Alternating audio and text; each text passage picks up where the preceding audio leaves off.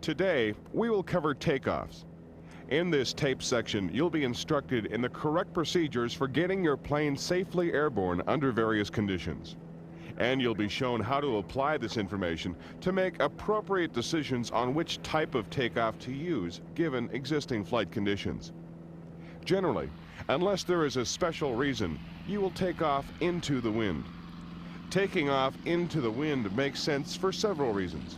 First, it allows you to use the least amount of runway and the lowest ground speed. Second, it eliminates drift, which means no additional strain on the landing gear. Third, taking off into the wind gives you better directional control. This takeoff allows you to use a steeper climb angle, which gives you better obstacle clearance. And taking off into the wind establishes the circuit pattern at uncontrolled airports. We'll go into the circuit in more detail later in the tape. Now, we'll show you a normal takeoff under ideal conditions. A straight, well-controlled start is essential. Try not to use the brakes, as this slows you down and increases the length of runway you will need. As you progress down the runway, the engine and propeller thrust line should be parallel to the ground. This will give you the maximum thrust and least aerodynamic drag up to the point of rotation. You must rotate the aircraft about the lateral axis in order to increase the angle of attack and fly off the runway. With a nose wheel aircraft, as you travel down the runway, pull back on the control column to lighten the weight on the nose wheel. When the elevators become effective, raise the nose for takeoff attitude. Do not raise the nose too soon, or you will delay takeoff due to increased drag. Keep the wing level with the aileron control. With a tailwheel aircraft, lower the nose to takeoff attitude as the elevators become effective. Do not force the aircraft into the air prematurely, or the tailwheel will drop back to the ground. Use the rudder to maintain directional control, and keep the aircraft level by using the ailerons. As you reach rotation speed, slowly pull back on the control column to get airborne. When you leave the ground, the aircraft should be about the attitude of its best rate of climb airspeed. You will generally find it necessary to put some pressure on the elevator control to hold this attitude until the proper climb speed has been attained. Note that if you relax the back pressure on the control column before establishing the climb, the aircraft could lose height or drop onto the runway again. Maintain the best rate of climb, attitude, and speed until you reach a safe height, unless, of course, there are obstacles in the flight path. In that case, use the best angle of climb speed. Unless stated otherwise, continue climbing with full power until reaching a height of at least 500 feet. You might notice a tendency for the aircraft to yaw to the left during takeoff. This is mainly due to the effective forces produced by the propeller. Tailwheel aircraft are more prone to yaw from the propeller. Since you seldom fly in the conditions we just outlined, it is important to know what to do in less than ideal conditions. These would include crosswinds, the need for short-run takeoffs, tailwind after takeoff, hydroplaning, the ground effect, wheel borrowing, and wake turbulence. To take off into a crosswind, hold the control column fully to the wind. As the ailerons take effect, use only enough deflection to counteract the effect of the crosswind. When you reach takeoff speed, leave the ground cleanly and control the bank. It is essential that you do not drop back to the ground, as this puts an excessive strain on the landing gear. Once you reach an appropriate height, make a coordinated turn into the wind to compensate for drift. Then retract the flaps if you used them. Climb as you would for a normal takeoff, tracking along the runway centerline. The effect of the crosswind on takeoff depends upon its speed and the angle it approaches the runway.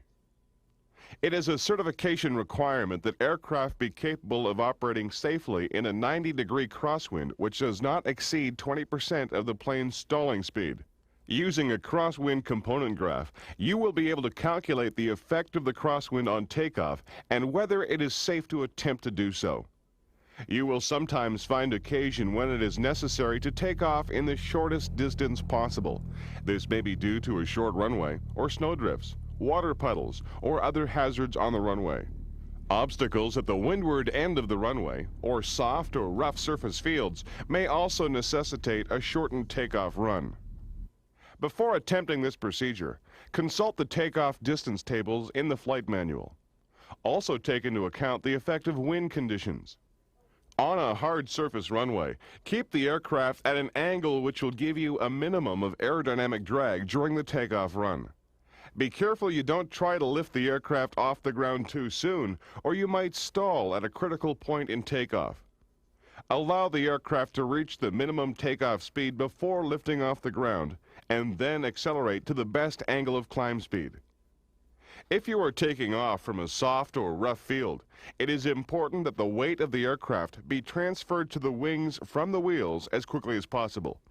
You do this by maintaining a nose-up attitude during the takeoff run.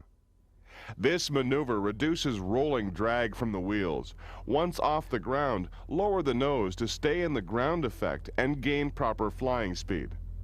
As well, you will have to take into account the ground effect, which will be discussed separately in this section. It is possible to have a situation where there is no measurable wind on the ground, but enough wind above ground to affect your climb. Whenever you have a no-wind condition on the ground, use a takeoff procedure that makes allowance for a tailwind shortly after takeoff. If you are taking off on a wet runway, beware of the danger of hydroplaning. This occurs when the tires of the landing gear float on a thin film of water on the runway. In this condition, the aircraft may slip sideways and the brakes will be virtually useless. If you see raindrops appearing to bounce on the runway, it is a good indication that hydroplaning will be a problem. Hydroplaning may also be caused by ponding due to heavy rain or spring thaws. Should you have to take off under these conditions, be prepared to control the aircraft without brakes when the ground speed is above 30 miles per hour. Ground effect refers to an interference of the airflow patterns around the wing by the runway surface. Ground effect increases lift. When a wing is flown very near the ground, there is a substantial reduction in the induced drag. Downwash is significantly reduced. The air flowing from the trailing edge of the wing is forced parallel to the ground. The wingtip vortices that also contribute to induced drag are substantially reduced. The ground interferes with the formation of a large vortex. Ground effect can be detected at a height equal to one wingspan of an aircraft above the surface. Ground effect is not a factor to be ignored. You may find yourself in a situation where your aircraft lifts off the ground but has too great a load or not enough power to climb out of ground effect. Accelerate to the desired climb speed before attempting to climb out of it. Wheelbarrowing occurs in a nose-wheel aircraft. This condition occurs when the main wheels of the landing gear are lightly loaded or clear of the runway, and the nose wheel bears a greater than normal weight during takeoff or landing. During takeoff, wheelbarrowing occurs at low speeds when the slipstream increases the lift of the horizontal stabilizer. It may also be caused if you use excessive forward elevator pressure during takeoff while trying to hold the aircraft on the ground at speeds above normal takeoff speeds. If this condition is not controlled, you may end up in a maneuver similar to a ground loop in a tailwheel aircraft. To overcome wheelbarrowing, use one of the two following procedures. If the plane has not started to pivot, ease back on the control column, which will take weight off the nose wheel. Then continue on with the takeoff and climb procedures. If pivoting has begun, relax the forward elevator control and return steering to normal. If the pivoting stops, you may continue on with the takeoff. If it doesn't, abort the takeoff. Another hazard to watch for is wake turbulence. This is caused by wingtip vortices of departing and arriving aircraft, especially large ones. It is important you avoid flying into the core of a wingtip vortex. It is possible the vortex will cause a roll greater than you can recover from. Wake turbulence is greatest just before the point of touchdown for a landing aircraft and just after the point of takeoff for a departing plane. If you take off behind a large aircraft, plan your takeoff so you leave the ground before the point of takeoff of the preceding aircraft. In other words, use the near end of the runway. If a large aircraft has landed, make sure your takeoff is beyond the point of touchdown of the preceding aircraft. That is, use the far end of the runway. Now, take time for this review of the material you have just covered. Describe the steps to be followed on a crosswind takeoff. Describe the steps to be followed on a crosswind takeoff. To take off into a crosswind, hold the control column fully into the wind. As the aircraft speed increases, use only enough aileron deflection to counteract the effect of the crosswind. When you reach takeoff speed, leave the ground cleanly and control the bank. When you are well clear of the runway, make a coordinated turn into the wind to compensate for drift and retract the flaps if you've used them. Do not allow the aircraft to drop back to the ground because this will put excessive strain on the landing gear. Describe the steps to be followed on a short field takeoff. Describe the steps to be followed on a short field takeoff. First, consult the takeoff distance tables in the flight manual and factor in the effective wind conditions. On a hard surface runway, keep the aircraft at an angle which will minimize aerodynamic drag during the takeoff run. Do not lift off the ground until the aircraft reaches its minimum takeoff speed. Then use the best angle of climb speed. In the case of a soft field or rough field, it is important that the weight of the aircraft be transferred from the wheels to the wings as quickly as possible. This is done by maintaining a nose-up attitude during the takeoff run.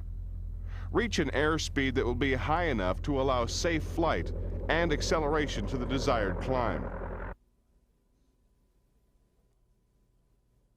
In a soft field takeoff, why must the aircraft be leveled off as soon as possible at a safe altitude?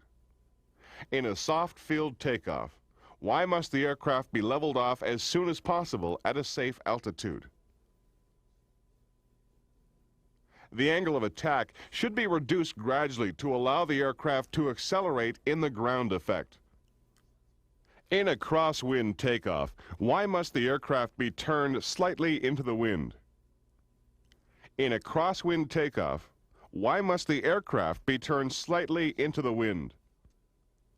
The turn into the wind allows you to maintain a track along the runway centerline. Should you have any concern, no matter how slight, about wake turbulence, delay takeoff for up to 2 minutes for a landing aircraft, up to 4 minutes in the case of a preceding takeoff. This will allow the vortices to dissipate. There is one other set of conditions related to takeoff that pilots must become familiar with. These factors affect the density of the air. Remember back to the principles of flight tape, where you were taught that the denser the air, the better the takeoff performance of an aircraft? Air density varies according to elevation, temperature, and relative humidity. These three factors combined have a cumulative effect. The higher the elevation, the lower the density, resulting in reduced performance. Likewise, warmer temperatures mean less dense air. A higher relative humidity also reduces the density of the air, again reducing performance. And as the barometric pressure drops, so does air density.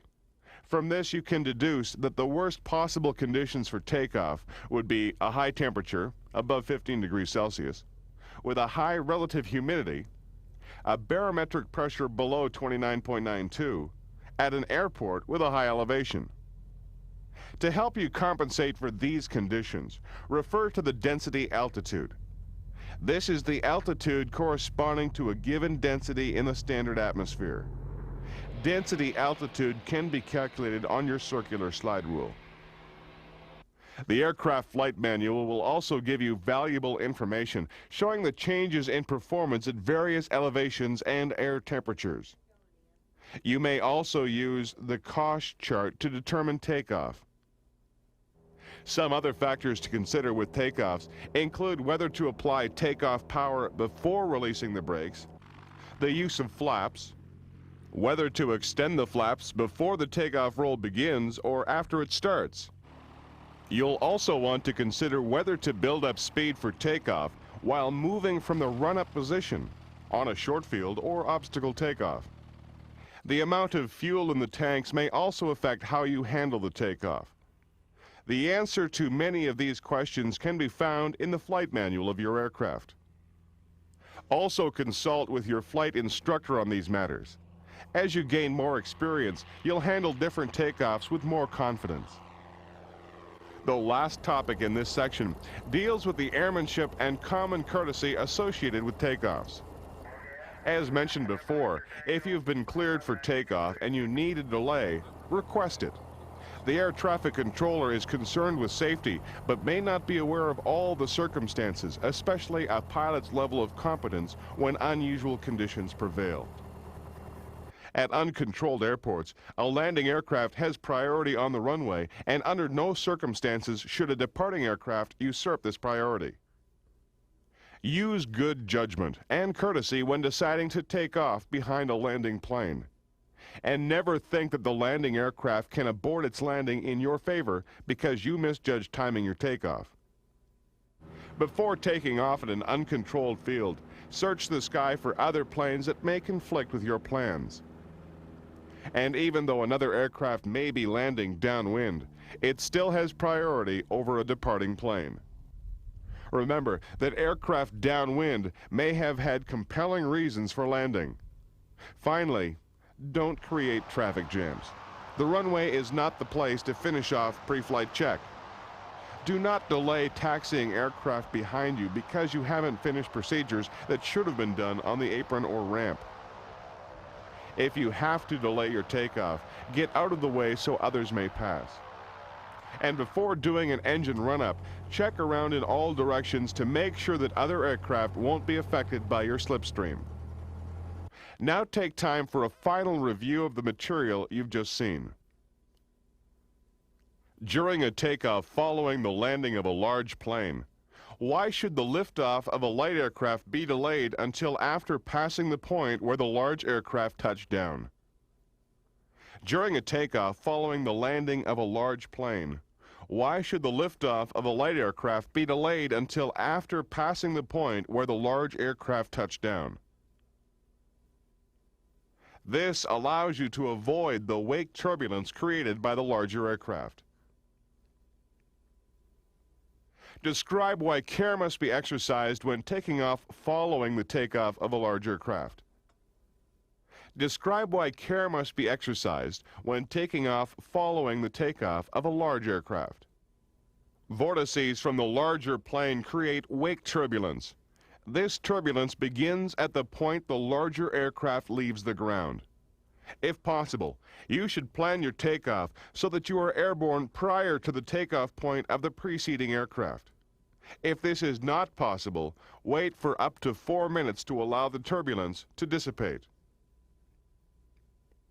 What effect does high ambient temperature have on takeoff distance of an aircraft?